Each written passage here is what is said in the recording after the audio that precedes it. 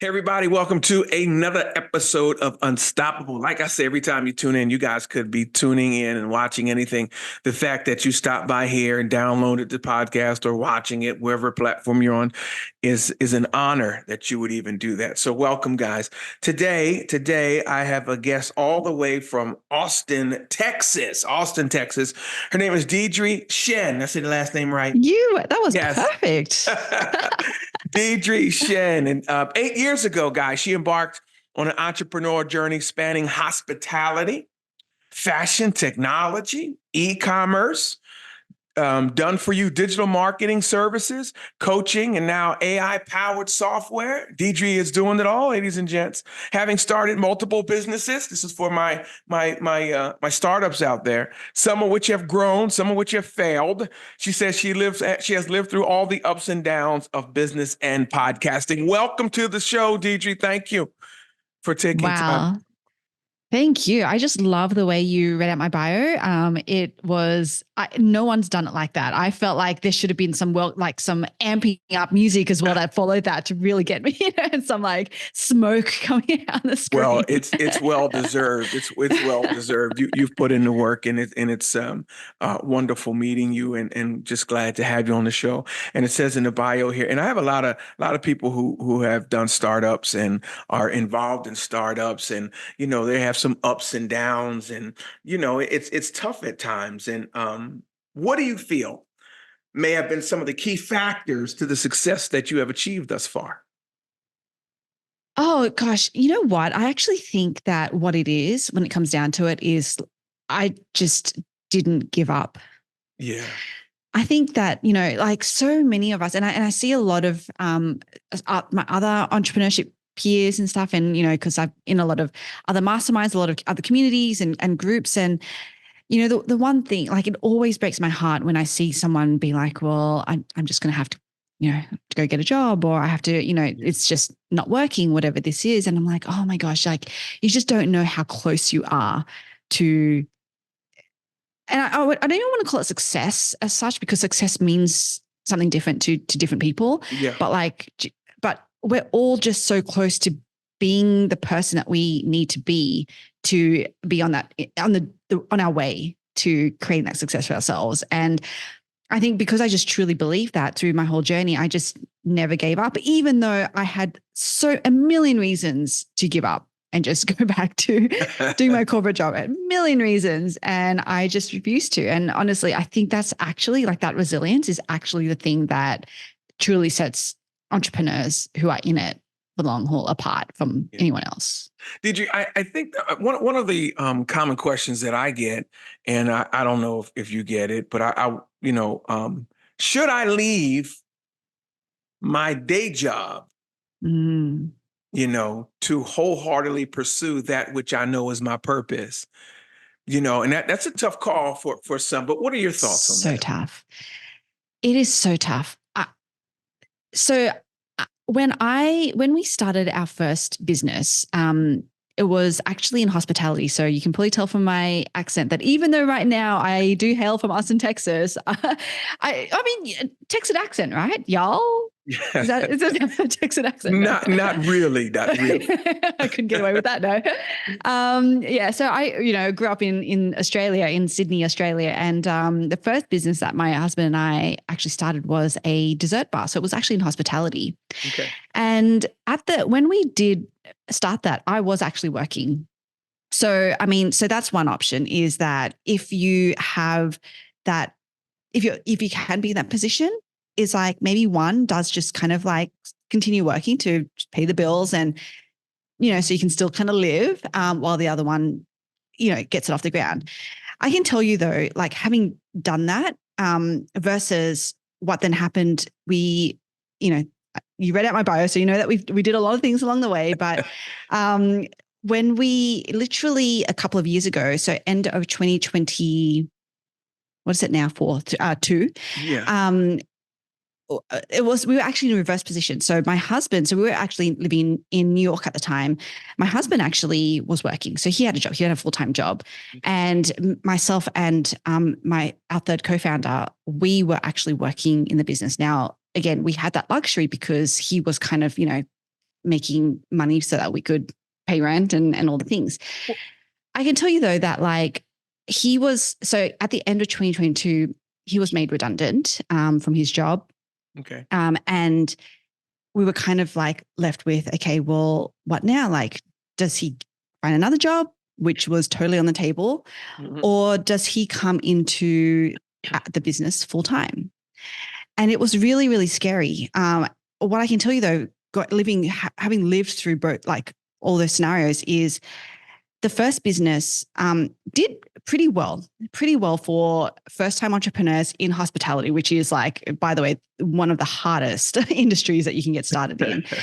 But I can tell you that it did not, and I know like it did not do as well as if I had just been in there full-time as well.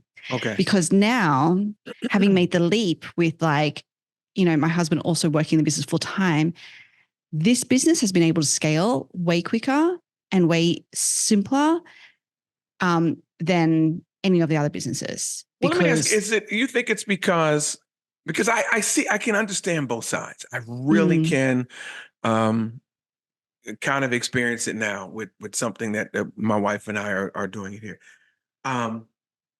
You said it was able to scale quicker with both actively involved in making it work versus what some might say, I have to finance the dream. I still have to finance the dream. Yeah. And I get that part too. But I kind of lean toward, if I'm going to be in it, I have to be all the way in it. Like, if I'm going to eat, like if I have to eat, this has to work so that I can eat. As long now, I listen, everybody listen. I'm not saying what you're doing is wrong. I'm talking about Ralph Graves. Deirdre's talking about her experience. But I know that you faced that challenge. But I just wanted to bring out, and I pay close attention to what you're saying, that it scaled much sooner and faster with your husband's full participation versus when he still had his other gig going on. 100%. Yeah. It's scary. It is, because I've been at like been through it multiple times. Like it is scary to give up something that is stable, right? It just, a paycheck comes each month into your bank account. And but the thing is that when you, like to your point, when you can find the courage to actually give something like that up, then you actually find the will to figure it out. Yeah. And I think that is actually why we were able to scale, like, because we had to. We literally had no other choice. Like, but you don't find that will or that way to figure it out until, like you said, you become scared and you hit that. Yeah. You hit that scary place. Like, we have to figure this thing out. And I think a lot of us miss that, because as long as I have this, as long as I have what I like to call the golden handcuffs, I may not reach my full potential in that thing that I really want to do. So that's good. I'm glad that you shared that. And you keep saying that, it was scary. How comfortable do we need to get with fear? Oh, God, like literally, I've been in this game for close to a decade now, and I still feel fear every single minute, every single second of every single day. Yeah. It is never going to go away. In fact, the more success you create, the more you actually start. Well, for me, that was my experience, where I started to get more, because you have more to lose. Yeah. Right. And that's not a good place to operate from, by the way, as well. Like you need to be, like you said, comfortable with it. Like you just need to live with it. You need to manage it, and you need to actually figure out a way to help it power you rather than incapacitate you. Sure. And so, fear is just, if you're an entrepreneur, like, there is no better education than being an entrepreneur because like this education of like feeling the fear and still finding a way through it, building that resilience is like second to none. This is the first rate education. Yeah. And at the same time, it's exhilarating. Why do you do what you do? It's fearful. And when I say you, I'm talking to all of you, but Deirdre's going to answer the question. Because success, as much as we pursue it, it doesn't feel like success. Mm. And when I say that, I'm not down and depressed. I'm not on any of that. I'm talking about, by the time you get to that place and people are like, man, I want what Deirdre has. I want what her husband has. And you want to look at him and say, but are you ready to cry the tears that I've cried? Are you ready to? Yeah. There were many tears. I can tell you that. Are you ready to put in the work I put in? And yeah. So, why do we do it? Why do we do it? It's more than just pay the bills. Why do you do it? Well, look, if I'm going to be honest, and this is kind of a bit of a journey, is that the first reason has to be because you have to pay the bills, right? Because that's Right, like fundamentally, like Yes. you just have to earn money. Yeah. Because that's the only way. Like I know that because we work with a lot of coaches in terms of the product that we deliver, it's geared for coaches, consultants, service providers. And I love these people to death because like they're so passionate about wanting to make an impact. Mhm. Right? Like that's why they're in that line of business because like fundamentally what they want to do is make an impact. Sure. But we cannot make an impact until we're making money. Right. Like we just can't. I was speaking to a really good friend of mine, Josh Tapp, and he was actually talking about there's like wealth and status in terms of like why we do anything. Like why do we have a podcast? Is it wealth or status? Why are we creating content? Is it wealth or status? Why do we have this business? Right. And whenever we go status, and status, by the way, doesn't mean a bad thing. Status is like making an impact. It's like, it is being an influence, like what, that's all status driven concepts. It's not a bad thing, but like a lot of us, because we get told that is what we need to do is make an impact. And I totally agree with that, by the way, but I just, I'm putting out there that like, we also don't have to be afraid with being like, no, actually, we just need to make money because you cannot make an impact until you make money. So I say that going like, I know that a lot of people, especially they're just starting out, might be like, I'm in this because I want to make an impact. And that's totally cool. Yeah. You just have to understand that you cannot make an impact until you're making income. Yeah. Say that again, loud and clear. And don't listen. This is the unstoppable crowd. You don't have, tell them you can't be broke and help people. Just tell them. Exactly. You just can't. You have to, if you want to make an impact, you've got to be earning money. Yeah. And we cannot be afraid of that. So why am I in what we're doing? Like, you graduate, right? Because at some point you earn, enough money that it's not about the money anymore. Right. And then you start to be like, okay, now I can start to really turn my mind to make an impact, make a contribution. Like, how do I give back to the people who support me and to others? So, in terms of like, why do I do fundamentally, like, especially in terms of what we do with Capsho, there's a couple of things. One is like, we're here to really amplify our Capshovians, we call them Capshovians, messages, because that's why I say I love who we serve to death because they have such a powerful message and they're making such an impact. Mm-hmm. And I'm like, we're invested in helping them get their word out there. That's what we do with Capsho. But the second thing is that I am just because I've been through the journey. I've been through the working, 100 hours a week thing. I've been through the whole, I've been through all of that.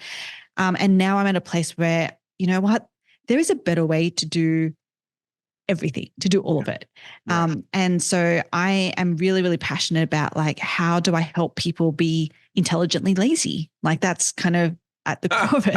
And that's why you see, our sloth, Monty, our sloth here, because it's a reminder that what I'm here to do is help people be intelligently lazy so they can do more with less and they can just spend time on themselves and being the creator, the visionary that they were put here to be. Let's talk about Capsho. Let's talk about your company. When did this come about? And you scratched the surface a little bit, but I want my audience to fully know what Capsho is about, and they might need to come over and see you guys. So tell us about the origins of Capsho. Yeah. So 4 years ago, I started it was like COVID happened. Obviously, we had that digital marketing agency. It was helping e-commerce, like boutiques and brands with the digital marketing. And COVID hit, and we decided to transition completely online, like a lot of businesses did. And so that meant starting a coaching business. Okay. And with that coaching business, again, it was still helping e-commerce businesses. And in that coaching business, that was actually when I started my first podcast as well. Had no idea what I was doing. But like me, I have no idea what I'm doing. So yeah, it's great. You're in good company then. But my mentor at the time, he was just like, you've got to start publishing.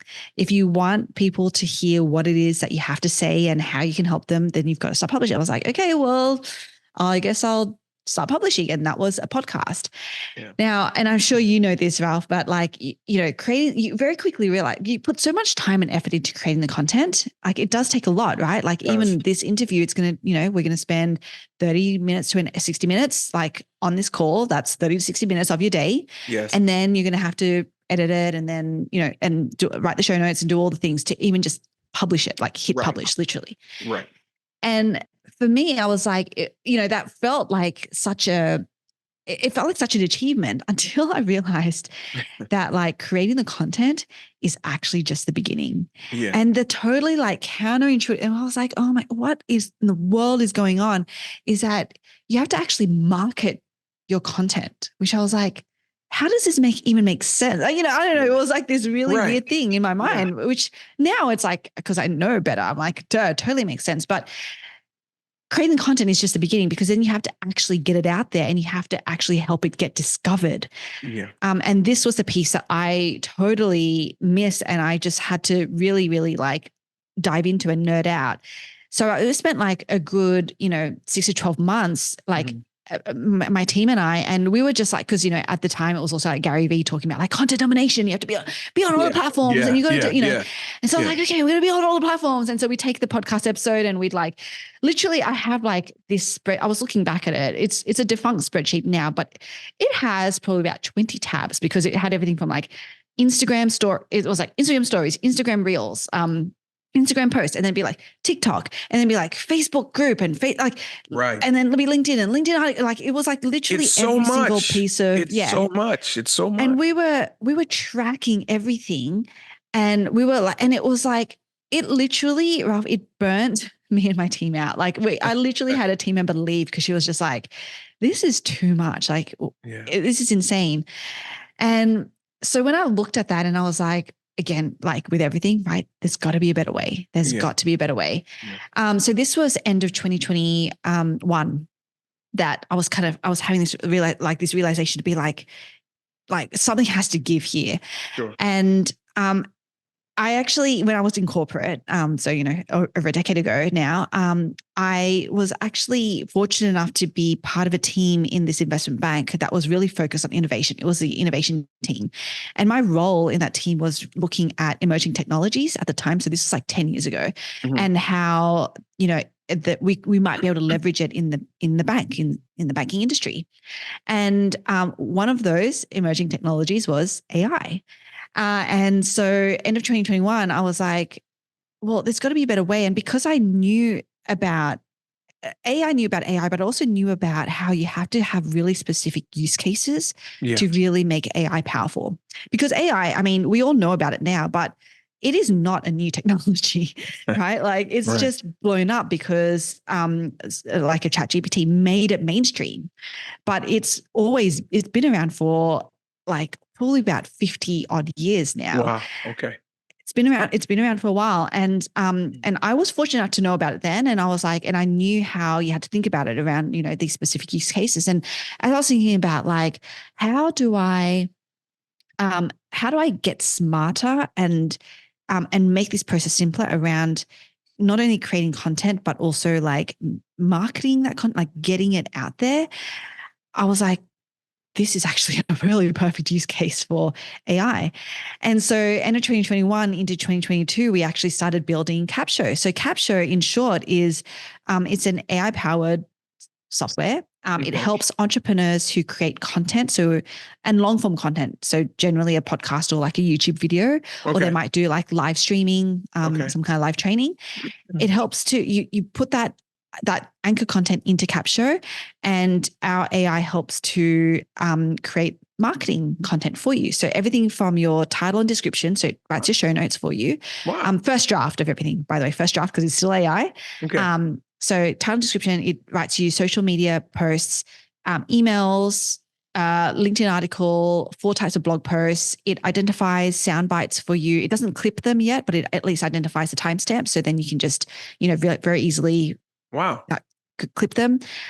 It identifies quotes for you. And it also has a short form script generator based on the topic that you were talking about, so that you can just do a talking head video and just use that as a YouTube Shorts or a reel or something. So it actually helps with the whole content marketing aspect based on the content that you're already creating.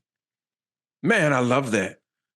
Because there's so much to do. I mean, man, if you guys are listening and you do any social media marketing, I mean, like how does a guy like me keep up? How do, from TikToks to Pinterest to it's that is needed. That is needed. Yes.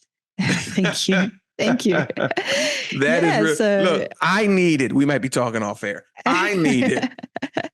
I need it. But but it was a need for it. And oftentimes something comes about when there is a need for it. There's definitely a need for it. And it came about. And I just, I'm just so happy that you and Capsho are there to help men and women like myself to really continue to get these things out and get some of our programs out, our coaching programs out and things like that. And that's something else. That's really, so there's no way in the world your husband could have worked and done this at the same time. I'm just, well, that's the thing. I mean, like when you look back at it now, it's like, exactly, right? Like it's a no-brainer now, but like at the time when you're trying to make that, it's a really hard decision to make. So I totally empathize with anyone who's in that position. Yeah. But it's to be an entrepreneur, and someone reminded me of this actually, like not too long ago, but there's 2 traits that I think right now, as entrepreneurs, we really need to lean into. One is being humble.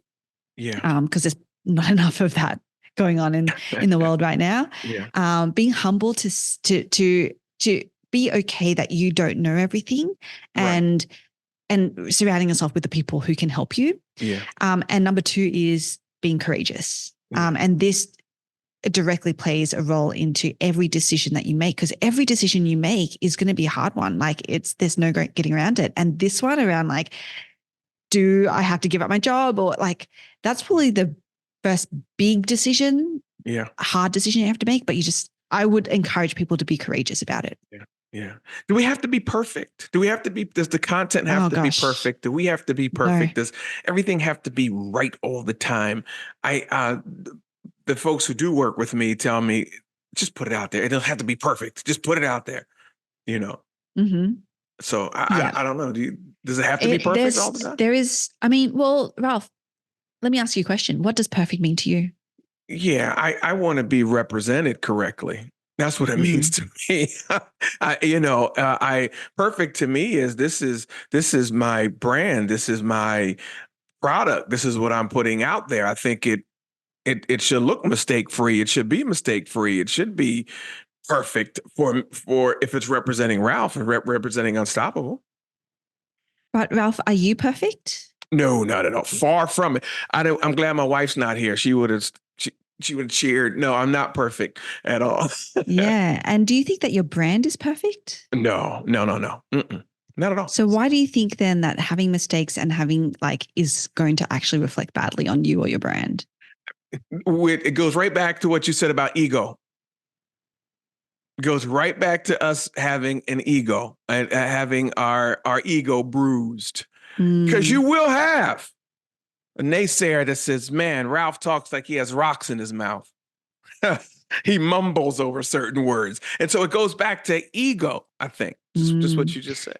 Yeah. And I can tell you, the reason why, by the way, I struggle through all of that. I'm not saying, because all the same things go through my mind. Like this has to be, and I've really let all of that go, because I've realized through my journey that the more imperfect you are, the more that people actually connect and relate with you. And if you are looking, so there's two things, like it depends on, again, what do you want? And it goes back to wealth and status, right? Like, as you said, you're like, right now, you're like, well, I want the status. I want that ego boost of having the perfect. No one else knows it's perfect, just you in your mind, right? No one else is like, oh, it's ticked all these boxes for me. Yeah. Thanks, Ralph. Like, it's literally no one else. But if you are looking, but as I said, like we know now, you cannot make an impact. You cannot until you create income. Right. If you want to make money, imperfectness gets you there. You hear that, ladies and gentlemen? That's for me. That's for you. She said, if you want to make money, being imperfect will actually get you there. I've never heard it put that way before.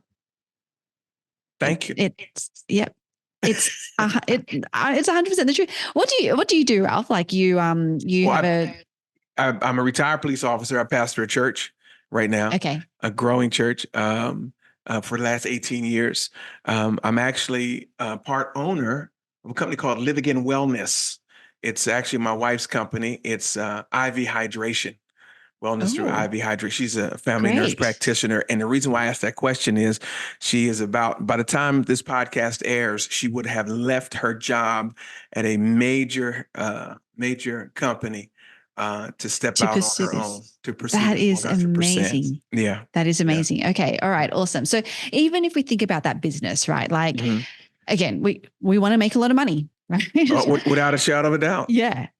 I can tell you that, like, because, and I'm assuming it's just starting, or it's been going for a while. It's just starting. It's just starting. We're about 3 months old. Great. Okay. I would hazard a guess then that you guys don't really have much of an audience in terms of like people who are buying from you or ready to buy. Not right now. Yes, that is correct. Yeah. Yes. Okay, great. Now, when you're, especially at this, and this was actually part of like when I was like coaching e-commerce, this was such a big shift that people had to make, because and I totally get it, because we get so wrapped up in our product. It was the same for when we had our dessert bar, like, oh my gosh, like it was just about the dessert. It was about the product, right? Yeah. But the more that we actually leaned into, hey, actually, like, why don't we just tell our story?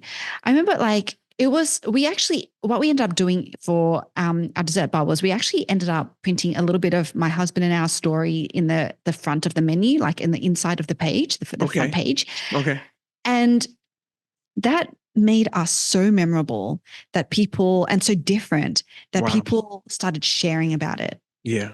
And that's like when they share about what happens, like other people hear about it and you start to grow your audience, right? Yeah. And it wasn't about being this perfectly like glossy dessert brand where you just see these amazing, I mean, there were, obviously you saw amazing desserts, but like when you look at how our Instagram started at the time, it was like grainy photo. Like we had no idea what we were doing, right? Like this is again, like a while ago, right.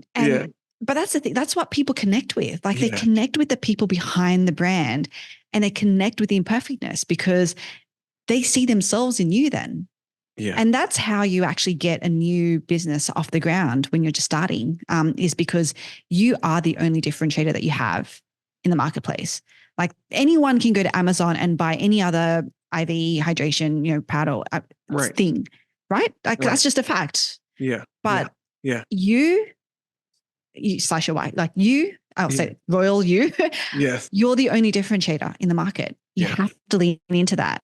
And you're not perfect, so don't pretend to be. Oh, I love it. I'm getting coaching right now. I love it. You guys better get in contact with my new friend Deirdre over at Capsho. I'm telling you, if this is good stuff. This is good stuff. I'm loving it. I really am. And you're absolutely right. Story needs to be told. Never thought of it like that. You still worry about product, still worry about appointments, still worried about keeping this and doing that, and that you don't, you forget to tell the story behind it.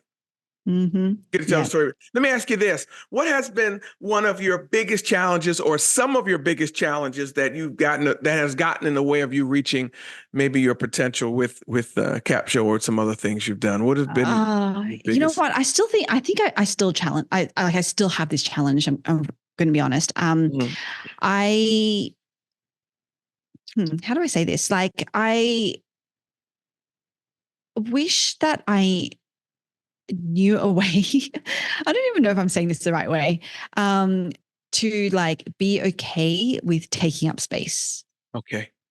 All right. Explain Because it. like, Explain that. yeah, like I don't know whether it's like, I think it's a multitude of things. It's not never one thing. Like A, I'm an introvert. B, I grew up in an Asian family where, typically kids are like, there to be seen and not heard.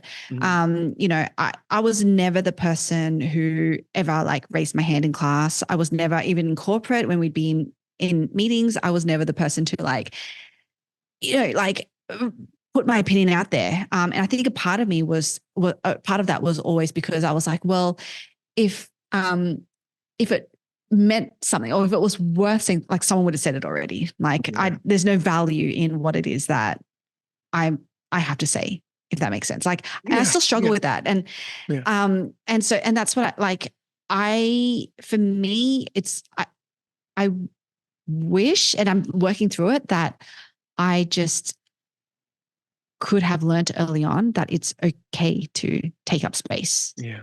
Now there are others listening that feel that way right now. And you're working through it. They're trying to work through it. Go ahead and give them a word of encouragement. Oh my gosh. It's look, not going to downplay it. It's hard. It's a constant and this comes back to decisions, right? Like I mentioned that before. Like like every time I have to consciously make a decision to quote unquote like take up space. And it's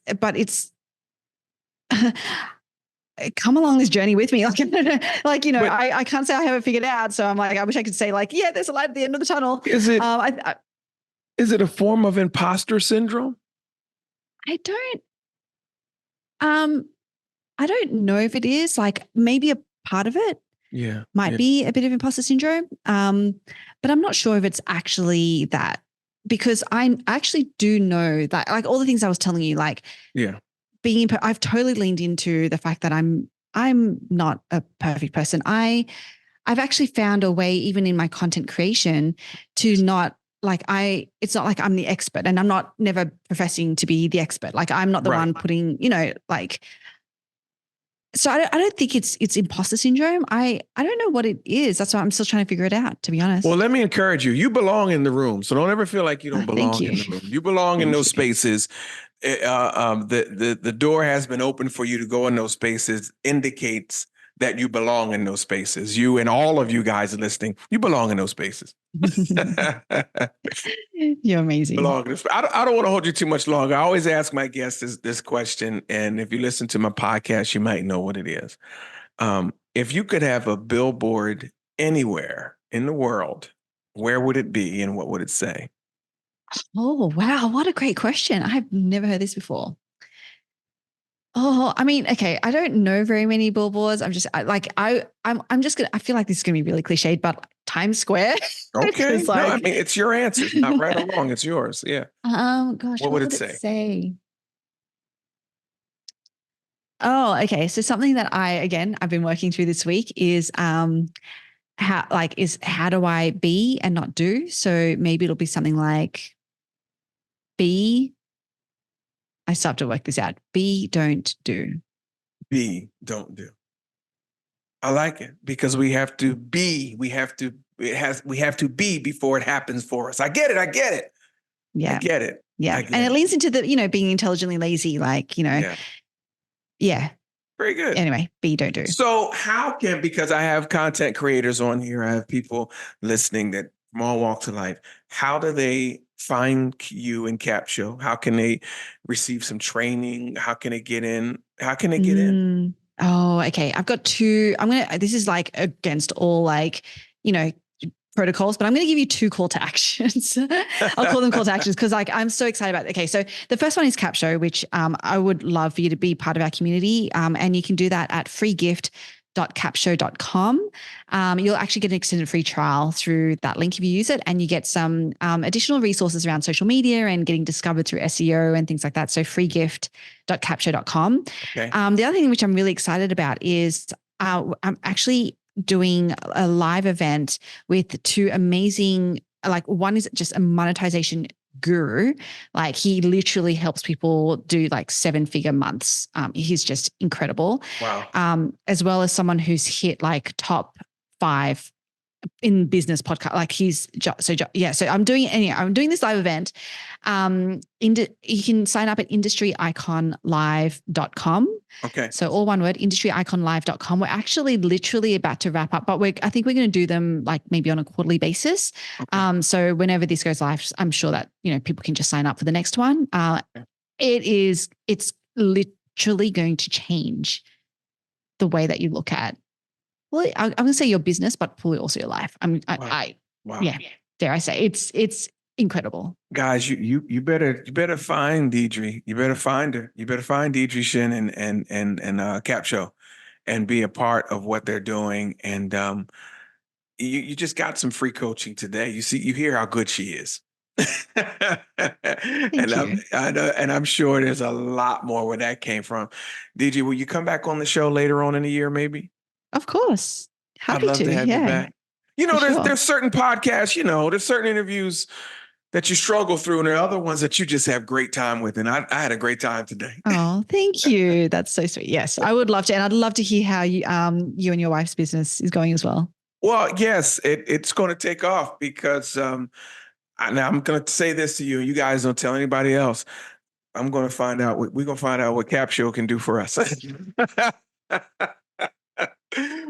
We'd love to have you in our community for sure. Thanks, Ralph. Guys, thanks for tuning into the Unstoppable Podcast. Once again, I'm your host, Ralph Graves Jr.